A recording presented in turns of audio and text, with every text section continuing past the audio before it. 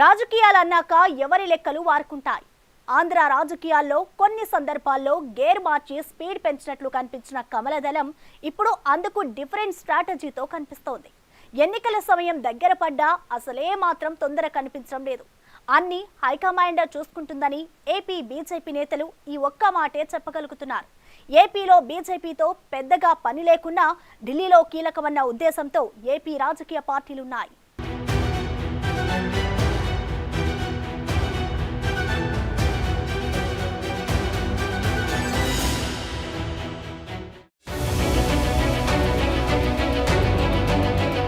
ఇప్పటికిప్పుడు ఆంధ్రప్రదేశ్లో సత్తా చాటే అవకాశాలు బీజేపీకి పెద్దగా కనిపించడం లేదు.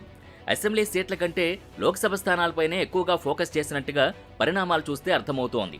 రాష్ట్రంలో ఎవరితో పొత్తున్నా పెద్దగా ఉపయోగం లేదన్న అభిప్రాయంలో బీజేపీ హైకమాండ్ ఉందన్న ప్రచారం కూడా జరుగుతోంది. మొన్నటికి మొన్న విజయవాడలో మచిలీపట్నం, విజయవాడ, గుంటూరు, నరసరావుపేట, బాపట్ల లోక్సభ నియోజకవర్గాల బీజేపీ కోర్ కమిటీ మీటింగ్ జరిగింది. ఈ సమావేశానికి కేంద్ర మంత్రి రాజ్నాథ్ సింగ్ హాజరయ్యారు. ఆ సందర్భంగా ఆయన మాట అన్నారు. 5 ఏళ్ల తర్వాత ఏపీలో బీజేపీ ప్రభుత్వ ఏర్పాటు ఖాయమన్నారు. ఆంధ్రాలో బీజేపీ ఓటు బ్యాంకు పెరిగిందన్నారు. ఏపీలో బీజేపీ బలోపేతానికి ఇబ్బందులున్నా పోరాటాల ద్వారా జనంలోకి వెళ్తామని చెప్పుకొచ్చారు. అంటే లైన్ క్లియర్గా చెప్పేశారు. ఇప్పటికంటే భవిష్యత్ పైనే ఫోకస్ పెంచామని ఇండైరెక్ట్గా సిగ్నల్స్ ఇచ్చేశారు రాజ్నాథ్. ఎప్పట్లాగే దేశాన్ని మోడీ అభివృద్ధి పథంలో నడుపుతున్నారని, ప్రపంచ పటంలో భారత్కు గుర్తింపు తెచ్చారని చెప్పుకొచ్చారు. और मैं मानता हूं कि दुनिया के देशों के साथ चाहे ट्रेड हो, टेक्नोलॉजी हो, टूरिज्म हो, हर मामले में हमारे अब संबंध पहले के कंपैरिजन में काफी बेहतर होते जा रहे हैं, लगातार बेहतर होते जा रहे हैं. इसलिए मैं कांग्रेस के बारे में कहना चाहता हूं. कांग्रेस ये अस्थिरता की, अनस्टेबिलिटी की जननी है, माने मां है. कांग्रेस परिवारवाद की जननी है. जननी का मतलब, do you understand the meaning of the जननी? मां. मां तेलुगु में क्या कहते हैं मां को? अम्मा. मम्मा माने कांग्रेस अनस्टेबिलिटी की अम्मा है. ఇక గతేడాది బీజేపీ అధినాయకత్వం ఏపీలో ప్రదర్శించిన దూకుడు చూసి ఆపరేషన్ లోటస్ ఏమైనా జరుగుతుందా అని అనుకున్నారంతా.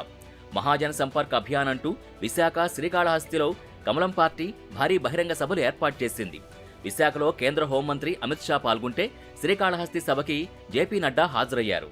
ఇద్దరి స్పీచ్లలో ఏపీ సీఎం జగన్ పై ఓ రేంజ్లో ఫైర్ అయ్యారు. కేంద్ర నిధుల్ని జగన్ స్వాహా చేసేశారని అమిత్ షా అంటే వైసీపీ ప్రభుత్వం పూర్తి స్థాయిలో అవినీతిలో కూరుకుపోయిందని నడ్డా మండిపడ్డారు. ఏపీలో జరిగేవన్నీ స్కామ్లే అన్నారు. ల్యాండ్, లిక్కర్ స్కామ్లు నడుస్తున్నాయంటూ తీవ్ర వ్యాఖ్యలు చేసి వెళ్లారు. ఏపీ రాజధానిగా అమరావతికి ప్రధాని మోడీ ఫౌండేషన్ వేస్తే మొత్తానికే జగన్ ఆపేశారన్నారు. వాళ్ళిద్దరి మాటల్ని ఓసారి రిమైండ్ చేద్దాం. జగన్ జీ కే శాసన్ మే వైజాగ్ असामाजिक तत्वों का अड्डा बना हुआ है. भूमि घोटाला, रेत खनन घोटाला, नस्ली दवाओं का व्यापार, ये सारे खुलेआम सत्ताधारी पार्टी के लोग कर रहे हैं. 2,30,000 करोड़ सिर्फ 5 साल में, 10 साल में इसकी हिसाब से 5 लाख करोड़ रुपया मोदी जी ने भेजा है. आंध्र प्रदेश में विकास हुआ है भैया? जरा जोर से बोलिए, हुआ है क्या? That the YSRCP government is one of the most corrupt government which we have seen. Most corrupt government.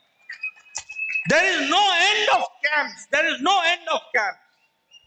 Mining scam, sand scam, liquor scam, land scam, education scam. And the economy has been converted into an alcohol economy. What is this going on? Which type of corruption it is going on? Prime Minister Modi is taking care of the development for the people of Andhra Pradesh. He is working day in and day out. And here the government is fully involved in corruption. ఈ డైలాగులు చూశాక ఏపీలో కమలం party speed పెరిగినట్టే అనుకున్నారు. కానీ ఓవైపు YCP, ఇంకోవైపు TDP, Janasena దూకుడు పెంచాయి. కమలం పార్టీ మాత్రం పరిణామాల్ని గమనిస్తోందా అన్న చర్చ జరుగుతోంది. టీడీపీ, జనసేన కూటమికి బీజేపీతో జట్టు కట్టడం కీలకంగా మారింది. అందుకే కొన్ని సీట్లకే అభ్యర్థుల్ని ప్రకటించారు. మిగతావి కమలం హైకమాండ్ నిర్ణయం తీసుకున్న తర్వాత ప్రకటించేందుకు సిద్ధమవుతున్నారు.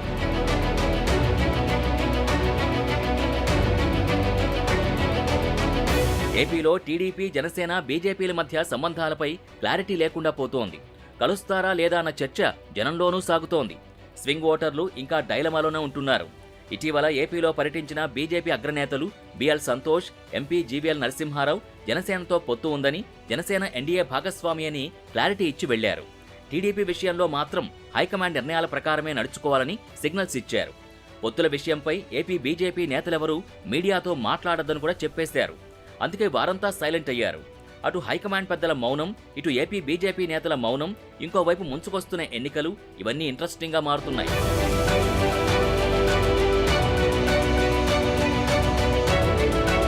తమతో పొత్తులో ఉన్న జనసేన టీడీపీతో పొత్తు పెట్టుకుని కలిసి పనిచేస్తోందని, రెండు పార్టీల ఉమ్మడి మేనిఫెస్టోని త్వరలో విడుదల చేయబోతున్నాయని ఇప్పటికే ఒక దఫా లిస్టులు కూడా రిలీజ్ చేసిన విషయం బీజేపీ హైకమాండ్కి తెలుసు.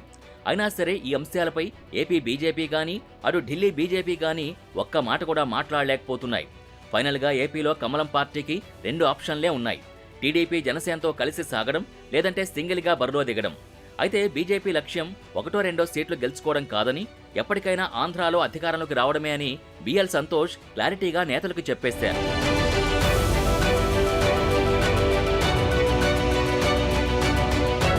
ప్రస్తుతం బీజేపీ హైకమాండ్ ఇతర రాష్ట్రాల వ్యవహారాలతో బిజీగా ఉంది. ఏపీ విషయాన్ని కూడా త్వరలోనే తేల్చనుంది. ఇంకోవైపు ఏపీ బీజేపీ నేతలు కూడా వరుస సమావేశాలతో బిజీగా ఉండబోతున్నారు. త్వరలోనే పొత్తులపై క్లారిటీ వస్తుందన్న అంచనాల్లో ఉన్నారు. ప్రస్తుతం ఏపీలో దూకుడు పెంచాలి, స్పీడ్ అందుకోవాలి అంటే పొత్తులు తప్పనిసరి అన్న వాదన ఏపీ బీజేపీ నుంచి వినిపిస్తోంది. మరోవైపు ఏపీ సీఎం జగన్ కూడా కేంద్రంలో బీజేపీపై పూర్తి సాఫ్ట్ కార్నర్తో ఉంటూ వస్తున్నారు. రాష్ట్ర ఆర్థిక పరిస్థితుల నేపథ్యంలో కేంద్రం సహకారం లేకుండా హామీలు ఇవ్వకూడదని జగన్ భావిస్తున్నారు.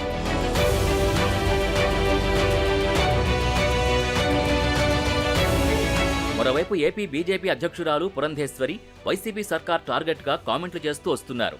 మద్యం అమ్మకాల నుంచి ఇసుక తవ్వకాల వరకు అక్రమాలు చోటు చేసుకున్నాయంటూ ఆధారాలతో ఢిల్లీకి కంప్లైంట్ చేశారు. సీబీఐతో విచారణ జరిపించాలన్నారు. దొంగ ఓట్లపైన పోరాటం చేస్తున్నారు. అయితే మహాజన్ సంపర్క్ అభియాన్ సభల్లో విమర్శించిన అమిత్ షా, నడ్డా ఆ తర్వాత జగన్పై విమర్శల జోలికి వెళ్లలేకపోయారు. టీడీపీ అధినేత చంద్రబాబు ఢిల్లీ వెళ్లి బీజేపీ పెద్దలతో చర్చలు జరపడానికి ముందు రోజు సీఎం జగన్తో చర్చించారు. దీని భావం ఏంటన్నది ఎవరికీ అర్థం కాకుండా పోయింది.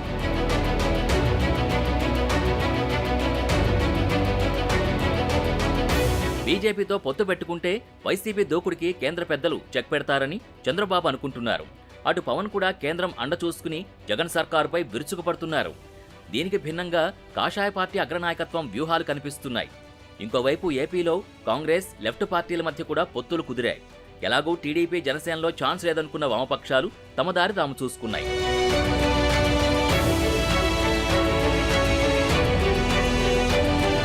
పొత్తుపై ఏపీ బీజేపీ నేతల్లో భిన్నాభిప్రాయాలున్నాయని, పొత్తుల అంశంపై తేల్చేందుకు అంతర్గతంగా ఓ కమిటీ వేసుకున్నారు. ఇప్పటికే ఆ కమిటీ అందరి అభిప్రాయాలు సేకరించి హైకమాండ్కు సమర్పించింది. అయితే 90% మంది బీజేపీ నేతలు ప్రస్తుత రాజకీయ పరిస్థితుల్లో టీడీపీతో కలవడమే మంచిదని, అదే రాజకీయంగా పార్టీకి లబ్ధి చేకూరుస్తుందని అనుకుంటున్నారట. కేవలం 10% మంది మాత్రమే ఈ పొత్తుకు సుముఖంగా లేరని చెప్పినట్టు తెలిసింది. ఏపీలో వైసీపీకి కమలం అనుకూలమన్న అపవాదు పోవాలంటే టీడీపీ జనసేనతో జట్టు కట్టాలన్నది మరికొందరి సూచన. ఇప్పటికే జనసేనతో పొత్తు ఉండడం, టీడీపీకి బలమైన క్యాడర్ ఉండడం లాంటి కారణాలు ఉండడం వల్ల ఎన్నికలకు పొత్తుతో వెళ్తే బలపడే ఛాన్సెస్ ఉన్నాయన్న అభిప్రాయాలు వినిపిస్తున్నాయి.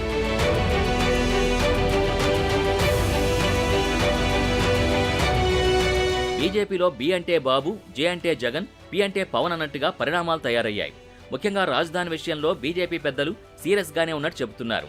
ఆంధ్రప్రదేశ్, తమిళనాడు, కేరళలో బీజేపీ ఓటు బ్యాంకు పెరిగిందని ఆ పార్టీ జాతీయ నేతలు తరచూ చెబుతున్నారు. ఈ క్రమంలోనే పరిస్థితిని అనుకూలంగా మార్చుకునేందుకు రెడీ అవుతున్నారు. ఓవరాల్గా బీజేపీ మౌన వ్యూహాలు చూస్తుంటే పొత్తులతో కాకుండా సొంతంగా ఎదిగేందుకే ఎక్కువగా ఆలోచిస్తున్నట్టు చెబుతున్నారు. అలా చేస్తే 5 ఏళ్ల తర్వాతైనా అధికారానికి దగ్గరవుతామన్నది బీజేపీ హైకమాండ్ ఆలోచనగా కనిపిస్తోంది. మరి ఏం జరుగుతుందో వారం రోజుల్లో క్లారిటీ రానుంది.